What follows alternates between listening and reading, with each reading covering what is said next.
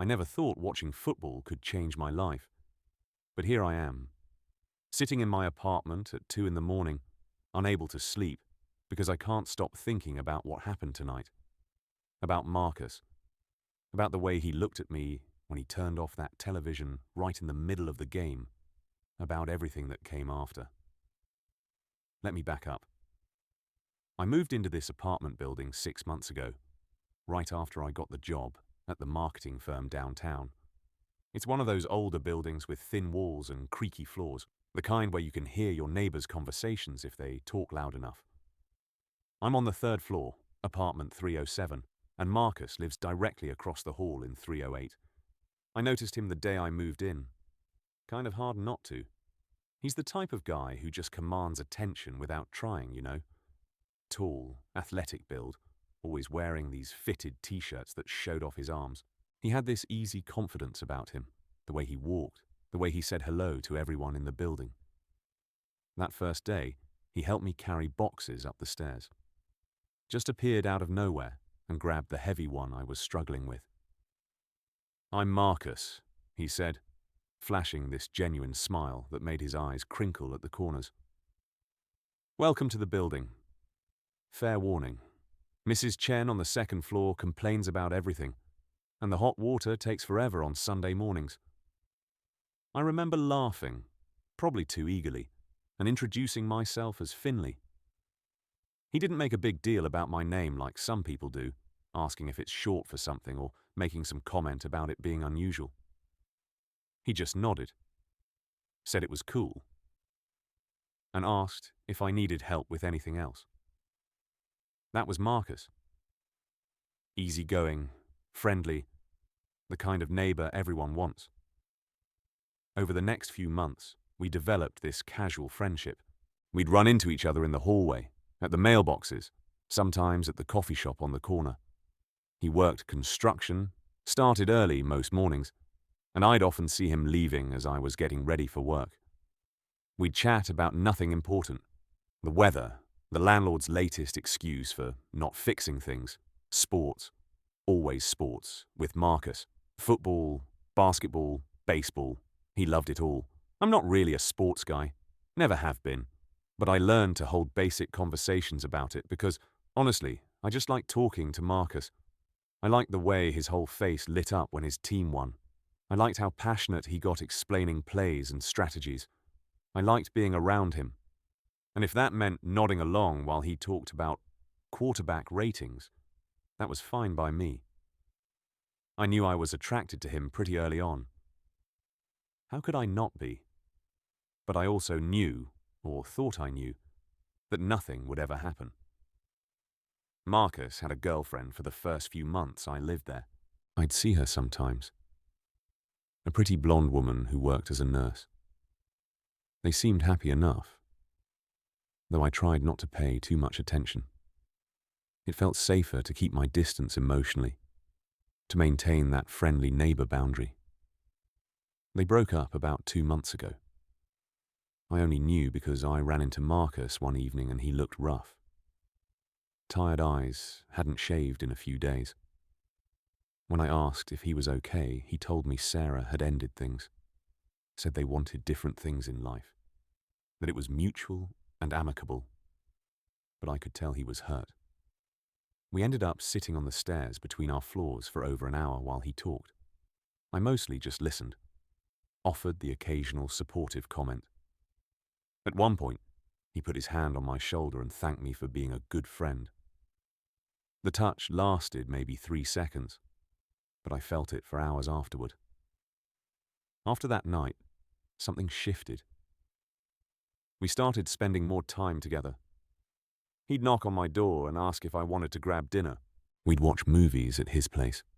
He introduced me to his friends when they came over for poker night. It felt natural, comfortable, but also confusing as hell because I was developing real feelings for him. Not just attraction, but genuine emotional connection. I loved his sense of humor, the way he remembered small details about things I'd mentioned in passing, how he always asked about my mom when I'd call her on weekends. I kept telling myself to be careful, to protect my heart. Because Marcus was straight. He'd only ever dated women as far as I knew. He talked about his ex-girlfriends sometimes, never mentioned any interest in men. And I was okay with that. Or at least I convinced myself I was. Having him as a friend was better than not having him in my life at all. Then came last night. Thursday night. Marcus texted me around 6 asking if I wanted to come over and watch the game. Big playoff match. His team was playing. He was ordering pizza. I almost said no because I had work stuff to catch up on. But something made me say, yes. Maybe it was the casual way he'd added, would be cool to have company, at the end of the text. Maybe I was just weak when it came to any opportunity to spend time with him. I showed up at his place around 7. He answered the door in sweatpants and an old college t-shirt, barefoot, hair still damp from a shower. He smelled like soap and something else. Maybe his cologne. My stomach did this stupid flip thing it always did when I saw him. Come in, he said, stepping aside. Pizza should be here in 20 minutes. I got that beer you like from the bodega downstairs. His apartment was the same layout as mine, but felt completely different. More lived in, more personal. Sports memorabilia on the walls, a huge television dominating the living room, a couch that had definitely seen better days but looked incredibly comfortable. I'd been there plenty of times before. But that night I found myself noticing everything more intensely. The way he'd left a book on the coffee table, some thriller novel with a bookmark halfway through. The framed photo of him and his dad at a baseball game. The blanket draped over the arm of the couch that I knew he used when he fell asleep watching late-night TV. We settled in as the game started. Marcus was animated from the beginning, shouting at the screen, explaining plays to me even though I barely understood. I found myself watching him more than the television. The way his jaw tensed when his team made a bad play. How he'd lean forward with his elbows on his knees during intense moments. The unconscious way he'd run his hand through his hair when he was stressed. Halftime came and his team was losing. Marcus seemed frustrated but not upset. Just invested. During the commercial break, he got up to grab more beer. "You having fun?" he called from the kitchen. "I know this isn't really your thing." "I'm having a great time," I said, and I meant it. I was always having a great time when I was with him.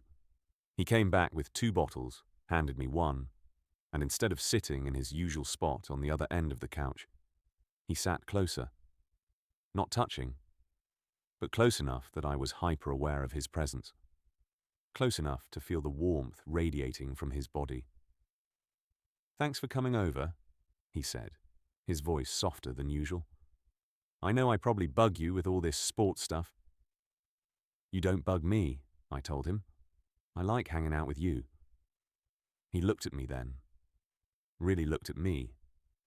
And something in his expression made my heart rate pick up. "Yeah," he said quietly. "Me too.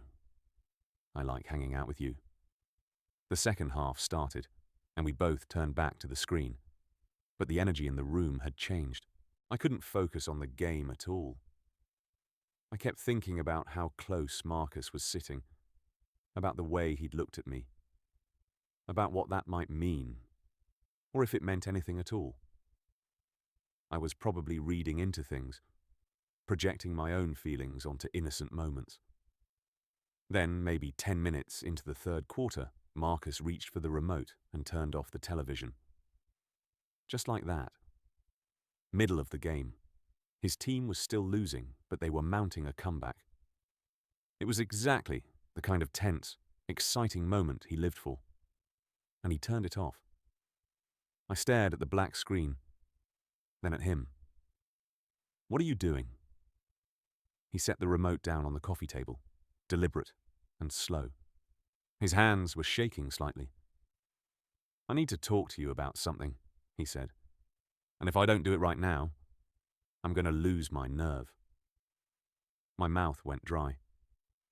1,000 possibilities ran through my mind, most of them bad. He was moving out. He'd met someone. He knew how I felt about him and wanted to let me down easy. Okay, I managed to say. Marcus turned to face me fully, one leg tucked under him on the couch. He wasn't looking at me, though.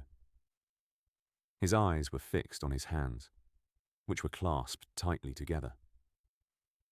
I've been thinking about a lot of things since Sarah and I broke up, he started. About why that relationship didn't work. About why none of my relationships have really worked. I kept telling myself it was bad timing or wrong person or whatever, but that wasn't it. He paused, took a deep breath. I waited, afraid to move or speak or do anything that might interrupt whatever he was trying to say. The truth is, he continued, voice barely above a whisper, I've been lying to myself for a long time. About who I am. About what I want. He finally looked up at me, and the vulnerability in his eyes nearly broke me. About who I want. I couldn't breathe. Couldn't think. Could only stare at him as he kept talking. These past couple months, spending time with you, I've felt more like myself than I ever have. More comfortable, more happy, more everything.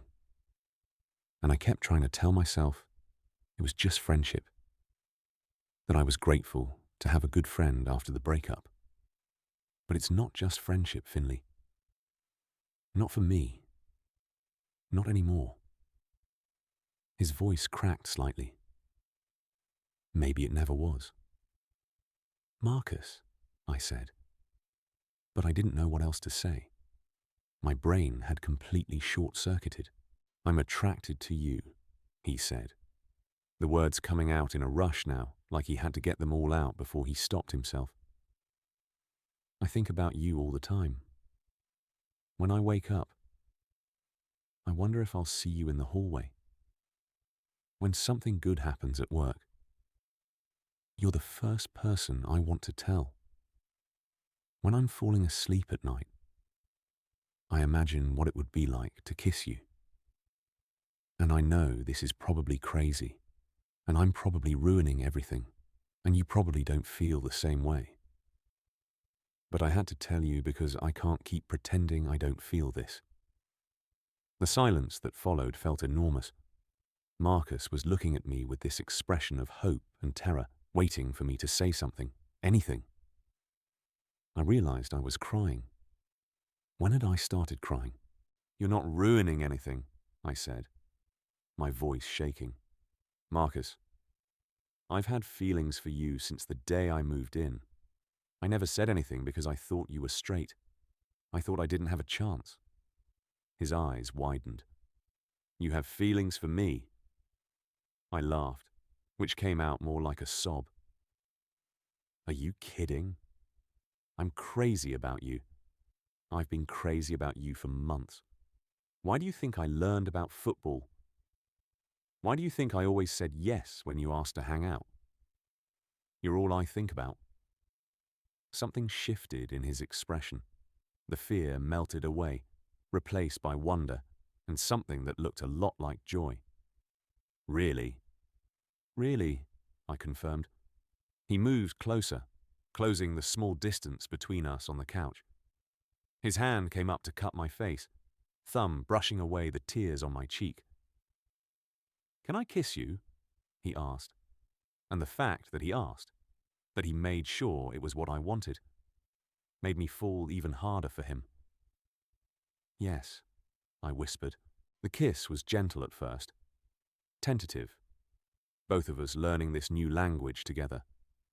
His lips were soft and warm, and everything I'd imagined during all those nights, I'd tried not to think about this exact moment. Then he deepened the kiss, and I stopped thinking at all. My hand found its way to the back of his neck, fingers threading through his hair. He made this small sound in the back of his throat that sent electricity through my entire body. When we finally pulled apart, we were both breathing hard.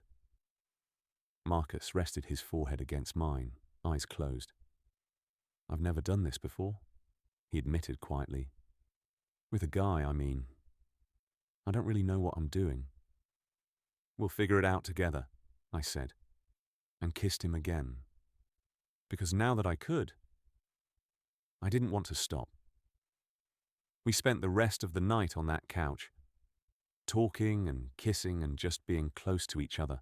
Marcus told me about the first time he'd realized he might be attracted to men, back in college, and how he'd pushed those feelings down because he was scared. He told me about the internal struggle he'd been going through, the fear of coming out, the worry about what his friends and family would think. He told me that meeting me had changed everything, had made him want to be honest about who he was. I told him about my own journey, coming out in high school, the challenges and the triumphs. I told him about moving to the city to start fresh, to find myself. I told him that I'd never expected to fall for my straight neighbor, and definitely never expected that neighbor might fall for me too. "I'm not straight," Marcus said firmly. "I don't know exactly what label fits, but I know I'm not that. And I know how I feel about you is real." As the night turned into early morning, we finally acknowledged that we both had to work in a few hours. Marcus walked me to his door, reluctant to let me leave. "So what happens now?" he asked, holding both my hands in his. "I guess we see where this goes," I said. "Take it one day at a time. No pressure, no expectations. Just us figuring this out together."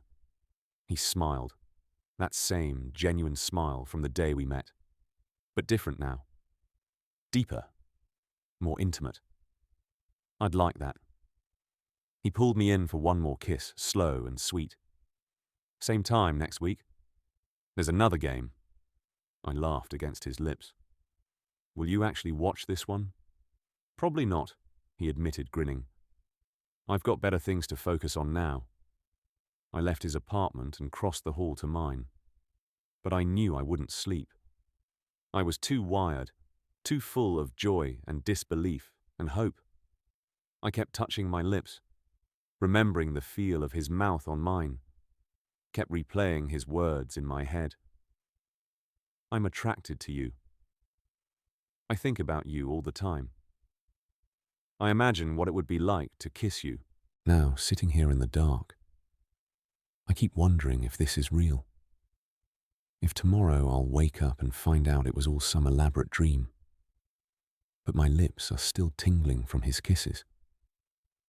I can still smell his cologne on my shirt from when he held me close. It's real. This is actually happening. My phone buzzes on the nightstand. A text from Marcus. "Can't sleep. Keep thinking about tonight. About you. Sweet dreams, Finley." I smile so hard my face hurts and type back. "Same here. Sweet dreams, Marcus." 3 dots appear, then disappear, then appear again. Finally, another message comes through.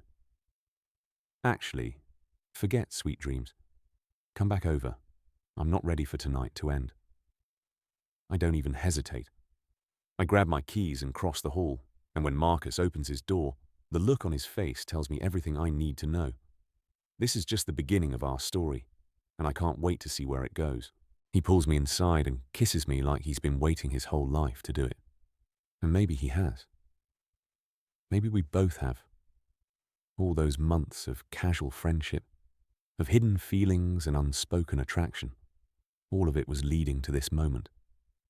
To us, finally honest, finally together, finally free to be exactly who we are. The game sits forgotten, still paused on a screen that doesn't matter anymore. Because sometimes the best things in life happen when you're brave enough to turn off the distractions and say what's really in your heart. Sometimes your straight neighbor isn't so straight after all. Sometimes the person you've been dreaming about has been dreaming about you too. And sometimes, if you're really lucky, Watching the game turns into something so much better. It turns into the beginning of everything. Total char count, 16,847.